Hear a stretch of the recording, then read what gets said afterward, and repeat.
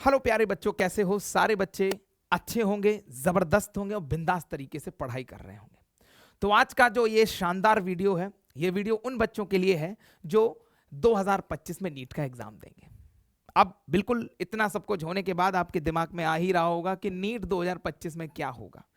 आपके मन में कुछ थॉट्स बाहर से कोई डाल रहा होगा कि अच्छा ये भी हो सकता है, ये भी हो सकता है, ये भी हो सकता है। अब एक्चुअल जानेंगे, एक फैक्चुअल डेटा के तहत जानेंगे कि हमारे 2025 में होगा क्या। ठीक है ना? अब उसमें कुछ की पॉइंट्स हैं, जैसे कि एलिजिबिलिटी क्राइटेरिया क्या होगी, क्या उसमें कुछ बदलाव होगा या सेम एलिजिबिलिटी क्राइटेरिया रहेगी। क्लियर है? उसके बाद अगर देखा जाए सिलेबस क्या होगा, क्या 2024 जैसा ही सिलेबस होगा या कुछ बदलाव होगा। अगर बदलाव होगा तो वो कितने दिन पहले हमें बताएंगे। क्लियर है? और साथ ही साथ जो हम नेक्स्ट पॉइंट पे डिस्कस करेंगे, exam pattern and difficulty level पर। ठीक है? लेकिन इस वीडियो को शुरू करने से पहले मैं आपको एक चीज बता दूं कि आपको तैयार रहना है। जैसे कि अगर मैं एक नॉर्मल सी बात बोलूं कि एक हर देश तैयार रहता है, हमला कभी भी हो सकता है, इसी तरीके से आपको तैयार रहना है। एनटीए का हमला कभी भी हो सकता है, मतलब कुछ भी हो सकता है, आपको पढ़कर तैयार रहना है। क्लियर हो गया? तो आगे बढ़ते हैं, देखते हैं एलिजिबिलिटी क्राइटेरिया की अगर बात करें। आपके मन में भी आ रहा होगा कि क्या एलिजिबिलिटी क्राइटेरिया होगा, कितने परसेंट नंबर चाहिए, क्या एज लिमिट होनी चाहिए, कितना, क्या, कैसे। एक एक करके सॉल्व करते हैं, जरा ध्यान से सुनना। तो सबसे पहले अगर अपन बात करें, लोअर एज लिमिट 17 साल रहेगी। ठीक है ना? 31 दिसंबर 2025 तक ये 100% श्योर है कि आपकी जो लोअर लिमिट, मतलब लोअर जो एज लिमिट है, वो 17 साल ही रहेगी। 2025 31 दिसंबर 2025 तक आप 17 साल के हो जाने चाहिए, इसमें कोई बदलाव नहीं है। ठीक है? आगे बढ़ लेते हैं। अपर एज लिमिट की अगर बात करूं, नो अपर एज लिमिट, ये 100% तय है, क्योंकि सुप्रीम कोर्ट के आदेश थे कि कोई भी अपर लिमिट नहीं होगी। और अटेम्प्ट लिमिट की अगर बात कर लें कि कितनी बार अटेम्प्ट कर सकते हैं, इस पे कोई लिमिट अभी तक नहीं है। अगर ये उस पर कोई लिमिट आगे लगाते हैं कि आप एक बार दे सकते हैं, 2 बार, 5 बार, 10 बार, तो उसके लिए इनको क्या करना पड़ेगा, 1 साल पहले बताना पड़ेगा कि हां अब से नीट में आप इतनी बार ही पेपर दे सकते हैं। ठीक है? अपर एज लिमिट ये होगी, तो तकरीबन इन्हें 1 साल पहले प्रॉपर मैसेज देना पड़ेगा। ठीक है? अब नीट 2025 की अगर अपन बात कर लें तो 100% श्योर है कि जो अपर एज लिमिट है, कोई एज लिमिट नहीं है।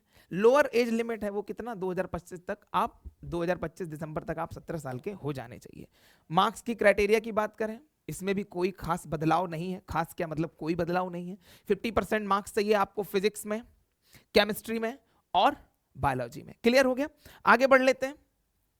अगर इसमें भी कोई बदलाव होगा तो अकॉर्डिंग टू रूल और सुप्रीम कोर्ट के अकॉर्डिंग आपको 1 साल पहले बताना पड़ेगा कि मार्क्स में कोई क्राइटेरिया है, 50 से 55% चाहिए या 60% चाहिए। यह डिपेंड करता है कि 1 साल पहले आपको हमें बताना पड़ेगा। क्लियर हो गए? ये सारे पॉइंट्स आई होप आपके क्लियर हो गए होंगे।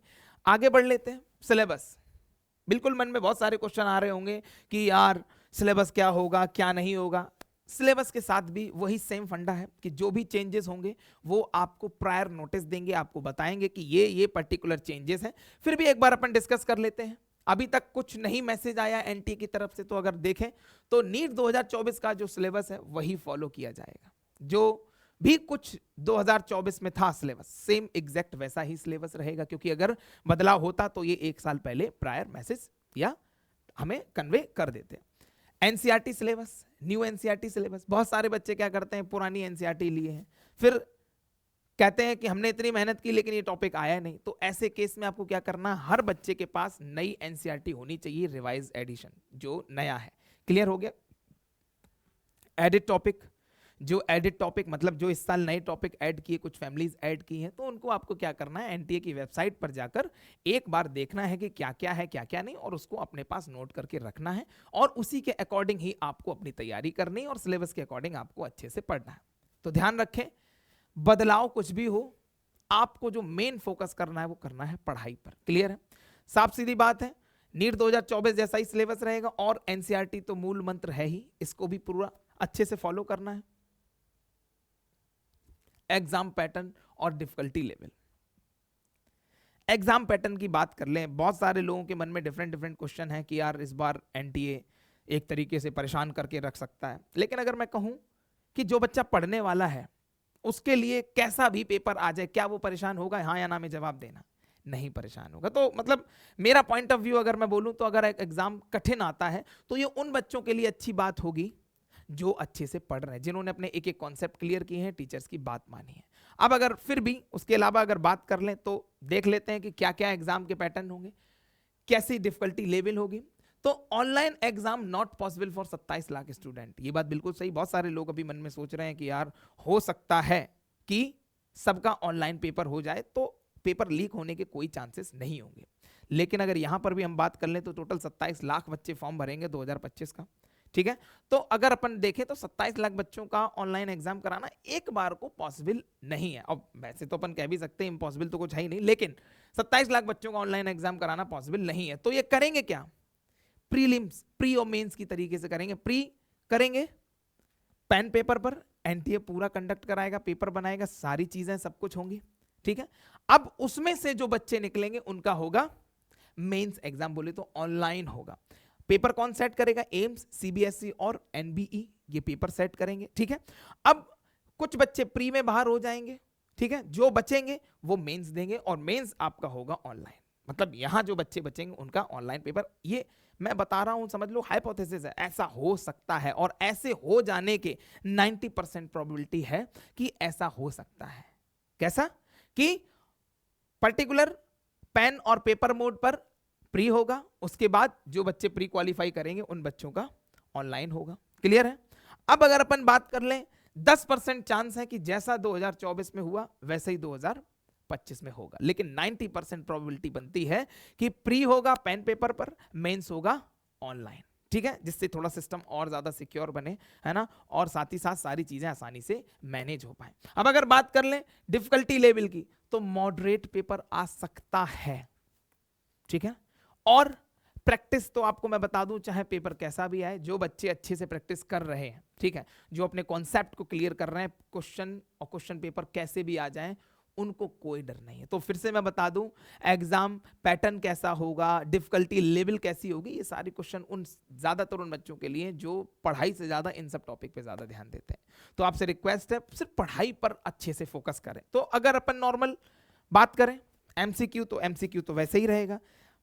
एनसीईआरटी से आपने देखा होगा अक्सर कर एनसीईआरटी से क्वेश्चन आ जाते हैं, एग्जैक्ट लाइन उठाकर रख दी गई, 4 ऑप्शन दे दिए गए। अब उस केस में अगर आप अच्छे से एनसीईआरटी रीड कर रहे हैं तो आपको उन क्वेश्चन को करने से कोई नहीं रोक सकता।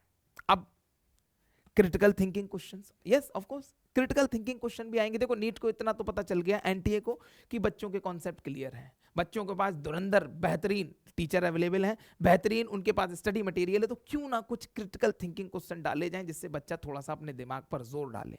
तो उसके लिए क्या करना होगा? क्रिटिकल थिंकिंग के लिए, क्रिटिकल थिंकिंग क्वेश्चन को सॉल्व करने के लिए आपको सबसे पहले पूरा फोकस करना होगा डिटेल्ड स्टडी पर, कि कोई चीज क्यों है, किस लिए है, अगर सिंगल मेम्ब्रेन है तो क्यों है, उसकी क्या कॉज है, ठीक है, डबल है तो क्यों डबल है, क्या मतलब सारी चीजों को आपस में लिंक करना होगा, तब आप एक क्रिटिकल थिंकिंग क्वेश्चन को अच्छे से परफॉर्म कर पाएंगे। कई बार आपने अगर एक नॉर्मल एग्जांपल ले लें असर्शन रीजन का, तो उसमें क्या होता है, बहुत सारे बच्चे कंफ्यूज हो जाते हैं कि असर्शन रीजन करना कैसे है। तो जिनके कॉन्सेप्ट क्लियर है उनको दिक्कत नहीं होती, जिनके कॉन्सेप्ट क्लियर नहीं होते वो ऐसे क्वेश्चन में फंस जाते हैं। तो आपसे रिक्वेस्ट है, ये वीडियो आपकी बहुत हेल्प कर पाई होगी, आपको स्टेबल कर पाई होगी, आपके विचारों को स्टेबल कर पाई होगी कि क्या होगा क्या नहीं होगा। और मैं लास्ट में जाते जाते फिर से एक बात कहना चाहूंगा, तैयारी बिल्कुल बेहतरीन होनी चाहिए, क्योंकि हमला कभी भी हो सकता है, आपको हमेशा तैयार रहना पड़ेगा। सेना वही जीतती है जो हमेशा तैयार रहती है। तो आपसे भी मेरी इतनी रिक्वेस्ट है, अगर आप तैयार बने रहेंगे तो हमला चाहे कैसा भी हो, क्वेश्चन चाहे कैसे भी हो, और पैटर्न चाहे कैसा भी हो, आपको जीतने से नहीं कोई रोक सकता। तो आई होप ये वीडियो आपकी बहुत हेल्प करेगी। तब तक हंसते रहें, मुस्कुराते रहें, अपना ख्याल रखें, माँ बाप की इज्जत करें। Bye bye, take care and जय हिंद।